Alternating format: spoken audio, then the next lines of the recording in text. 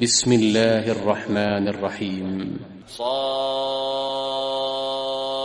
والقرآن ذي الذكر بل الذين كفروا في عزة وشقاق كم أهلكنا من قبلهم من قرن فنادوا ولا تحين مناص وعجبوا أن جاءهم منذر منهم وقال الكافرون هذا ساحر كذاب أجعل الآلهة إلها واحدا إن هذا لشيء عجاب وانطلق الملأ منهم أن امشوا واصبروا على آلهتكم إن هذا لشيء يراد ما سمعنا بهذا في الملة الآخرة إن هذا إلا اختلاق أأنزل عليه الذكر من بيننا بل هم في شك من ذكري بل لما يذوقوا عذاب أم عندهم خزائن رحمة ربك العزيز الوهاب أم لهم ملك السماوات والأرض وما بينهما فليرتقوا في الأسباب جند ما هنالك مهزوم من الأحزاب كذبت قبلهم قوم نوح وعاد وفرعون ذو الأوتاد وثمود وقوم لوط وأصحاب الأيكة أولئك الأحزاب إن كل إلا كذب الرسل فحق عقاب وما ينظر هؤلاء إلا صيحة واحدة ما لها من فواق وقالوا ربنا عجل لنا قطنا قبل يوم الحساب اصبر على ما يقولون واذكر عبدنا داود ذا الأيد إنه أواب إنا سخرنا الجبال معه يسبحن بالعشي والإشراق والطير محشورة كل له أواب وشددنا ملكه وآتيناه الحكمة وفصل الخطاب وهل أتاك نبأ الخصم إذ تسوروا المحراب إذ دخلوا على داود ففزع منهم قالوا لا تخف خصمان بغى بعضنا على بعض فاحكم بيننا بالحق ولا تشطط واهدنا إلى سواء الصراط إن هذا أخي له 99 نعجة ولي نعجة واحدة فقال أكفلنيها وعزني في الخطاب قال لقد ظلمك بسؤال نعجتك إلى نعاجه وإن كثيرا من الخلطاء ليبغي بعضهم على بعض إلا الذين آمنوا وعملوا الصالحات وقليل ما هم وظن داود أنما فتناه فاستغفر ربه وخر راكعا وأناب فغفرنا له ذلك وإن له عندنا لزلفى وحسن مآب يا داود إنا جعلناك خليفة في الأرض فاحكم بين الناس بالحق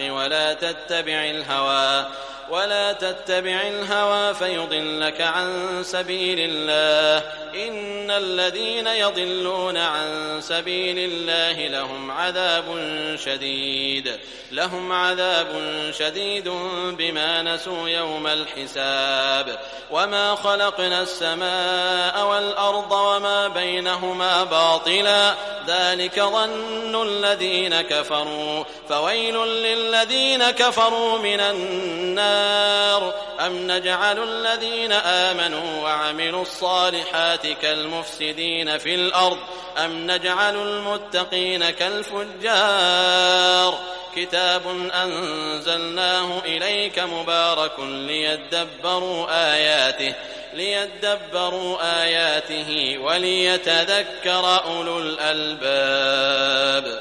ووهبنا لداود سليمان نعم العبد إنه أواب إذ عرض عليه بالعشي الصافنات الجياد فقال إني أحببت حب الخير عن ذكر ربي حتى توارت بالحجاب ردوها علي فطفق مسحا بالسوق والأعناق ولقد فتنا سليمان وألقينا على كرسيه جسدا ثم أناب قال رب اغفر لي وهب لي ملكا لا ينبغي لأحد من بعدي إنك أنت الوهاب فسخرنا له الريح تجري بأمره رخاء حيث أصاب والشياطين كل بناء وغواص وآخرين مقرنين في الأصفاد هذا عطاؤنا فامنن أو أمسك بغير حساب وإن له عندنا لزلفى وحسن مآب واذكر عبدنا أيوب إذ نادى ربه أني مسني الشيطان بنصب وعذاب اركض برجلك هذا مغتسل بارد وشراب ووهبنا له أهله ومثلهم معهم رحمة منا وذكرى لأولي الألباب وخذ بيدك ضغثا فاضرب به ولا تحنث إنا وجدناه صابرا نعم العبد إنه أواب واذكر عبادنا إبراهيم وإسحاق ويعقوب أولي الأيدي والأبصار إنا أخلصناهم بخالصة ذكر الدار وإنهم عندنا لمن المصطفين الأخيار واذكر إسماعيل واليسع وذا الكفل وكل من الأخيار هذا ذكر وإن للمتقين لحسن مآب جنات عدن مفتحة لهم الأبواب متكئين فيها يدعون فيها بفاكهة كثيرة وشراب وعندهم قاصرات الطرف أتراب هذا ما توعدون ليوم الحساب إن هذا لرزقنا ما له من نفاد هذا وإن للطاغين لشر مآب جهنم يصلونها فبئس المهاد هذا فليذوقوه حميم وغساق وآخر من شكله أزواج هذا فوج مقتحم معكم لا مرحبا بهم إنهم صالوا النار قالوا بل أنتم لا مرحبا بكم أنتم قدمتموه لنا فبئس القرار قالوا ربنا من قدم لنا هذا فزده عذابا ضعفا في النار وقالوا ما لنا لا نرى رجالا كنا نعدهم من الأشرار أتخذناهم سخريا أم زاغت عنهم الأبصار إن ذلك لحق تخاصم أهل النار قل إنما أنا منذر وما من إله إلا الله الواحد القهار رب السماوات والأرض وما بينهما العزيز الغفار قل هو نبأ عظيم أنتم عنه معرضون ما كان لي من علم بالملأ الأعلى إذ يختصمون إن يوحى إلي إلا أنما أنا نذير مبين إذ قال ربك للملائكة إني خالق بشرا من طين فإذا سويته ونفخت فيه من روحي فقعوا له ساجدين